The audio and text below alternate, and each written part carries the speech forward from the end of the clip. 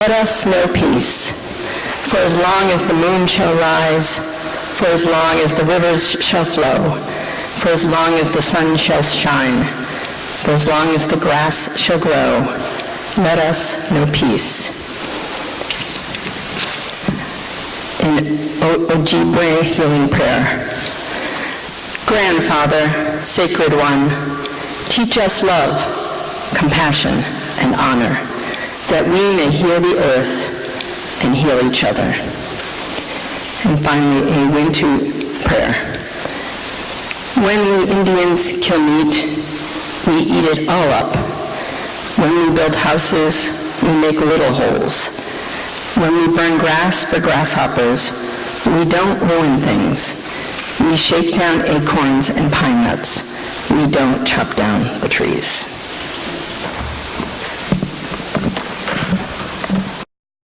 Take this moment for yourself to go within.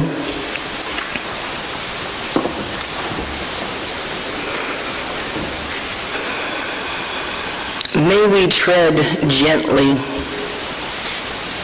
within and without. Within ourselves, may we care for, as Ellen said, the earth, the body of ourselves.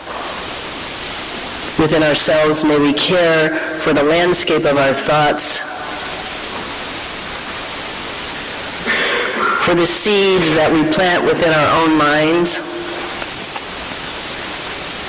And may we tread gently without. May we care for the land upon which we walk, from which we were born, which nurtures and gives and gives and gives. May we tread gently within and without. Take this time in silence, treading gently, and as we come out of the silence, we will sing together Spirit of Life.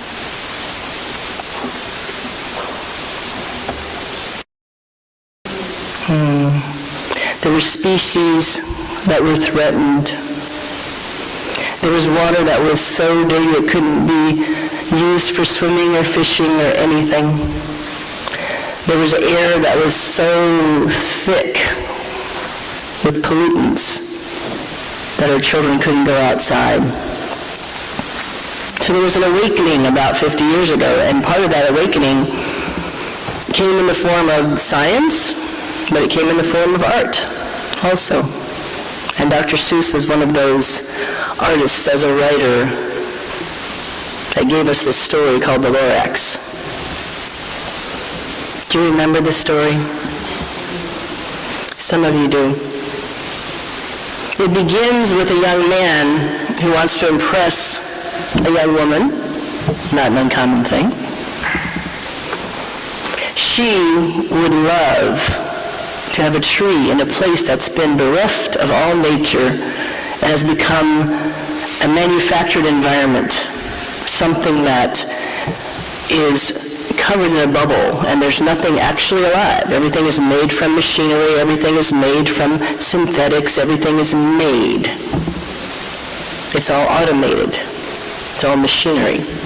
But she dreams of a tree that she heard from her ancestors, from her grandparents who were alive when the trees were alive. And she draws them on a building, and she dreams about them. And this boy who loves her wants her to have a tree. So he thinks, where can I get a tree? I've never even seen a tree. I have no idea where I can get a tree.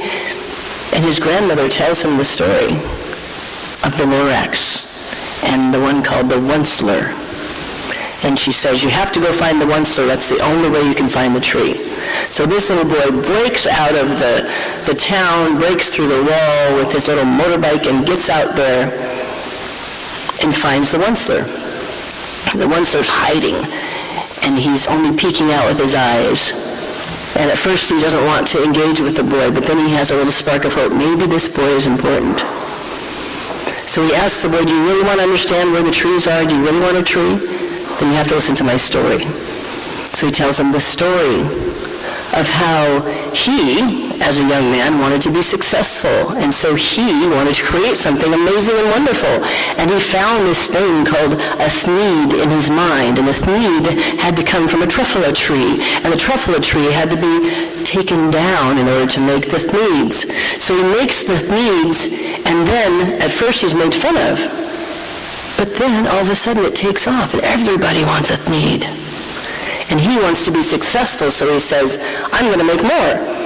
But the Lorax comes down and says to him, I am the Lorax, I speak for the trees. You can't cut down these trees. They're here on purpose. They give life to all these beings that are here. They have a purpose in all of the system of life. He convinces this young man initially not to cut down the trees. So he starts to just take the fuzz off the trees and make his needs, and it's okay.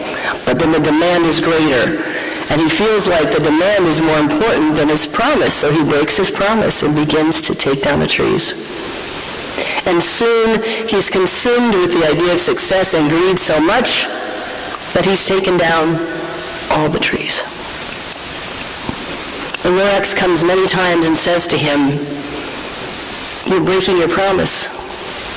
Who are you? What happened to you? Why are you doing this? And he is lost. And when he finally looks out to see what he's actually created, which is a desert of stumps, the color is gone, the beauty is gone, his heart breaks, and he finally recognizes his part.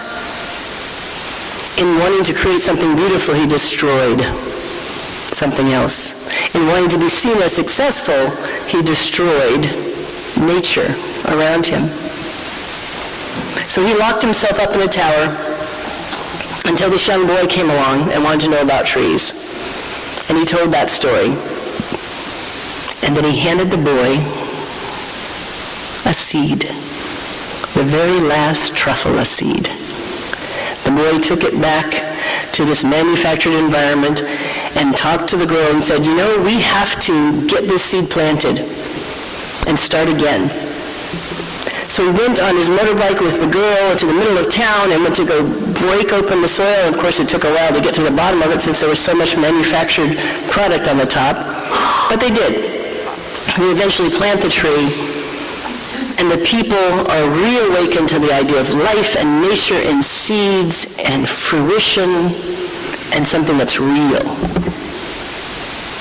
And this was because of a little boy who was in love. And he took such a big act that made such a difference for so many people.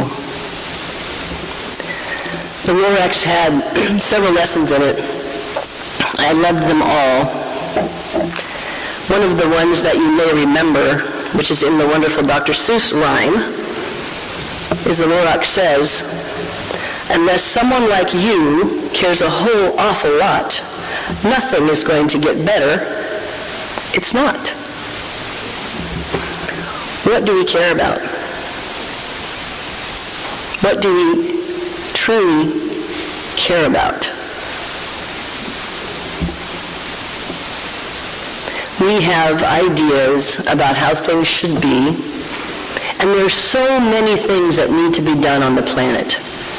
In preparation for today, I wanted to immerse myself in even the overwhelm of all that we need to pay attention to on the planet. I was watching the story of stuff and looking at the amount of microplastics that are in the ocean and in the fishes and in our bodies. I was watching deforestation. I was looking at the extraction of water. I was looking at the pollution of water. I was looking at the oil spills and saying, what do I care about? Well, I care about it all. And what does my caring translate into? What do I do? The second lesson of the Lorax says, I speak for the trees have no tongues. So one of the first things I can do about what I care about is speak for it. Speak on behalf of it. Say something. In this community, there are many movements afoot about our environment and about the planet and caring for it. People who protest the nuclear reactor. People who want to make sure the fishing remains possible. People who want to try to help us go to single-use plastics. People who want us to plant our own gardens and share. All of these things are responses to caring and speaking for something that has no voice. Our earth speaks to us in very unique ways. It speaks to us in its weather. It speaks to us in its amount of heat, its amount of cold.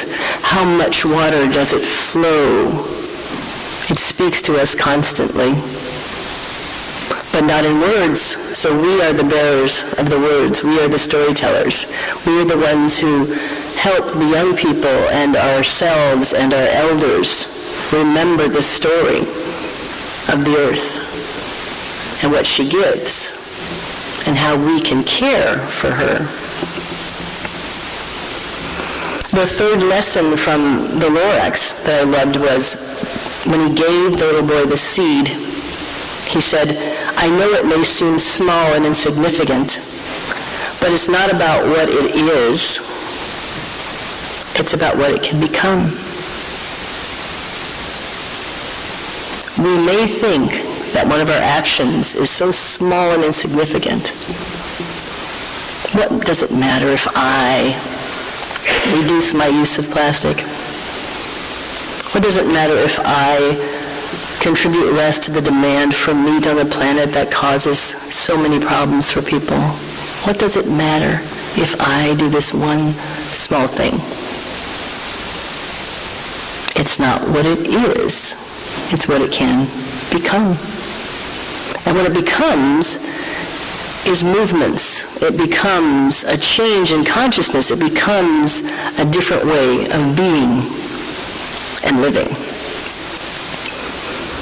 Earth Day was primarily focused on the idea of our external world. From the first people's lessons to us,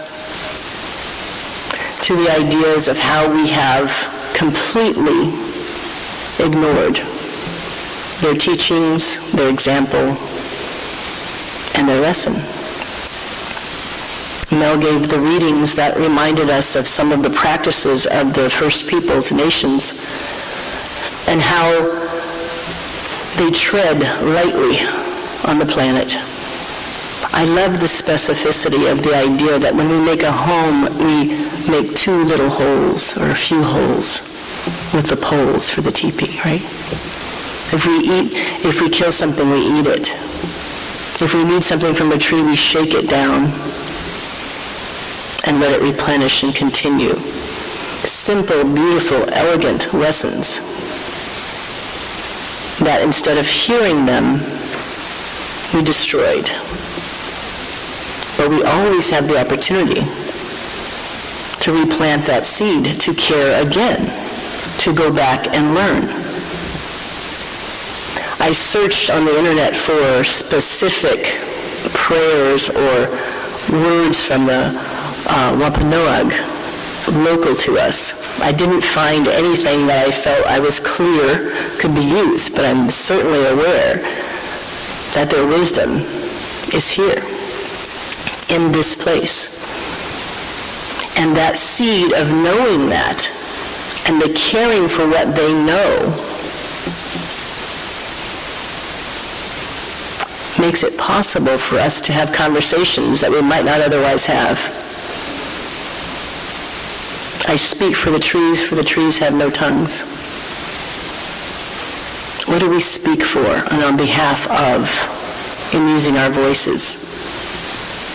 What do we care about? What seeds are we planting on the planet by our behavior? Our behavior is the way in which we show our caring. Our words are the way in which we show our caring. And they're both seeds for greater things. As I said, Earth Day was intended for the external environment, and we can focus on that, and we should focus on that, and we should love the Earth back to its natural health, because as many predict, if we don't, it'll purge us. It's stronger than we are. It certainly knows how to get rid of things. But there's also the internal environment. Our internal landscape. When we think about our internal landscape, we may wonder, well, what does that have to do with the Earth? And I love that Ellen happened to mention our bodies as Earth also. We're made of the same stuff as the sun and the stars and the Earth. We are it. It is us. We rise from it in our beings. So how we behave internally, what we speak on behalf of internally, what we care about internally, does matter. What are the things you're caring about in your mind? Are they things on behalf of the whole, or are they things that are small and not so significant because you're concerned about what a wonderful writer once called the world's greatest addiction, which is human approval? We can be addicted to human approval so much that our minds and our inner environment are used to perpetuate that, which doesn't bring greater clarity, love, authenticity, or the beautiful aspect that is only you brought into the world.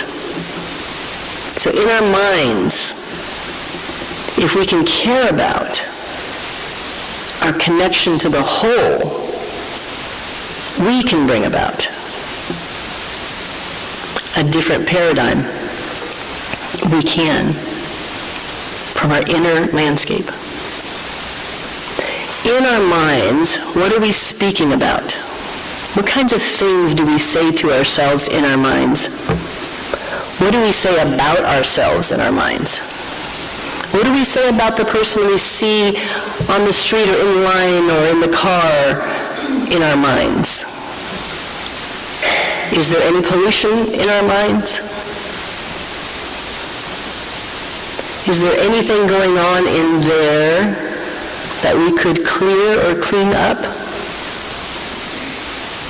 Can we see that our internal environment and having the best, kindest intentions towards our internal landscape give us practice for having the best intentions towards our external landscape?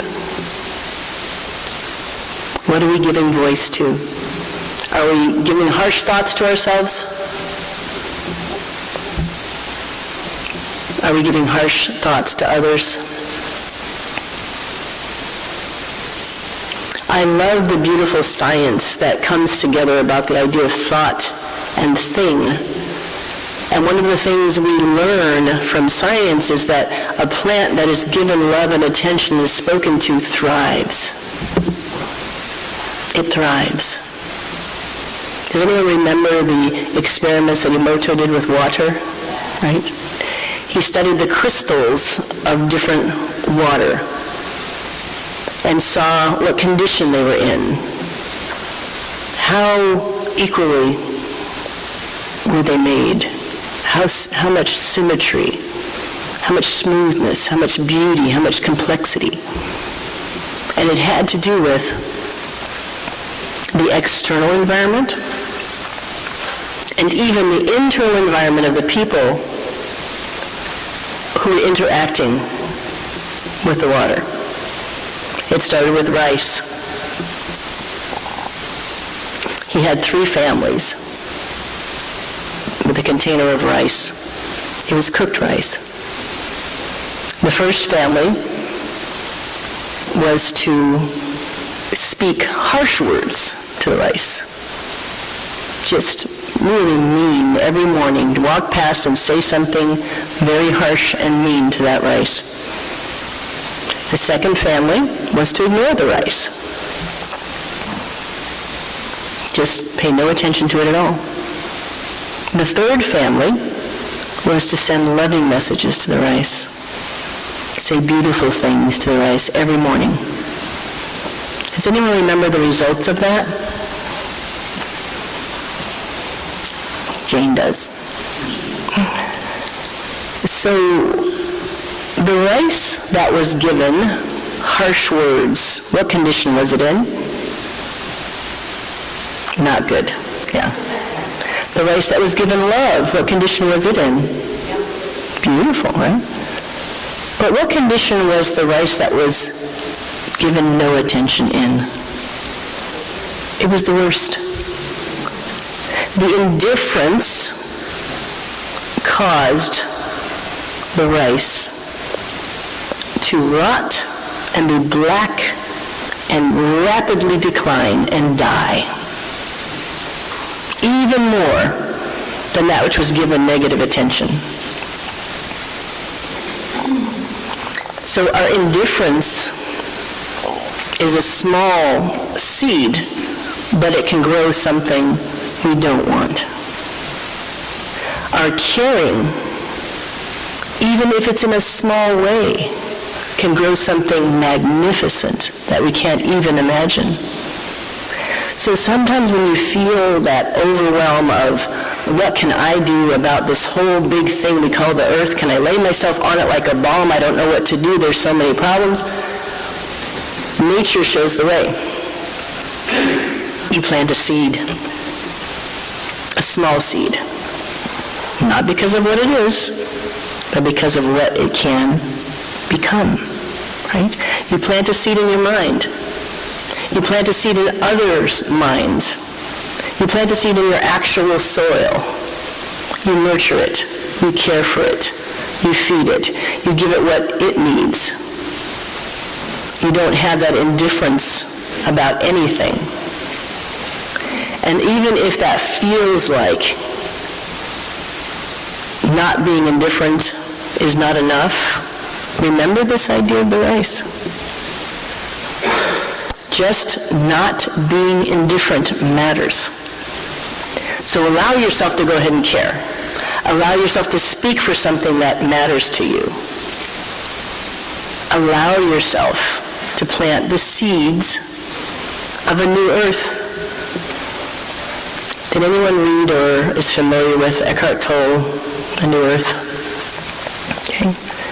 He uses the term a new earth, but what is he talking about throughout the entire book? He's talking about your consciousness. He's talking about what seeds you plant in your own mind. He's talking about no harm to self, no harm to other, no harm to earth. But it does begin with us. And it does begin within. And so if I can say to you one small thing that you can do, and using the words again of the Lorax, unless someone like you cares a whole awful lot, nothing is going to get better. It's not. Starting with you. Blessed be.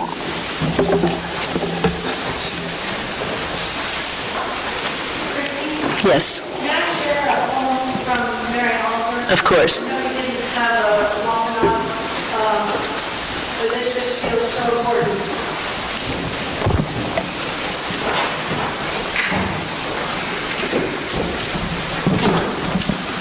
From our native Mary Oliver. When I'm among the trees, especially the willows and the honey locusts, but equally the beech, the oaks and the pines, they give off such hints of gladness, I would almost say that they save me, and daily I am so distant from the hope of myself, in which I have goodness and discernment and never hurry through the world, but walk slowly and bow often. Around me, the trees stir in their leaves. They call out, "Stay a while." Light flows from their branches, and they call again. "It's simple," they say, "for you too have come into this world to do this, to go easy, to be filled with light, and to shine."